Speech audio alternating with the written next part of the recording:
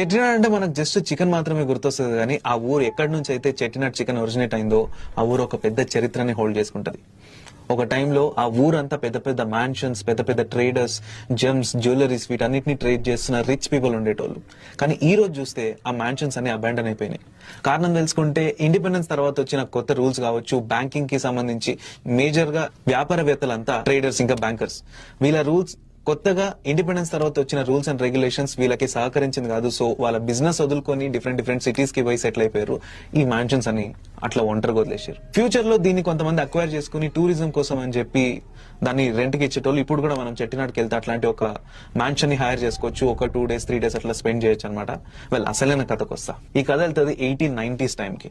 ఆ ఊర్లో ఒక పెద్ద జమీందార్, ట్రేడర్, బ్యాంకర్ అన్ని తానే ఒక పెద్ద మ్యాన్షన్ లో ఉండేటోడు తన ఫ్యామిలీ మొత్తంతో. వాళ్ళ ఇంట్లో ఒక పెద్ద ఫంక్షన్ అవుతుండడంతో 11 మంది పండితులను పిలిపించి ఇంట్లో వేద మంత్రాలు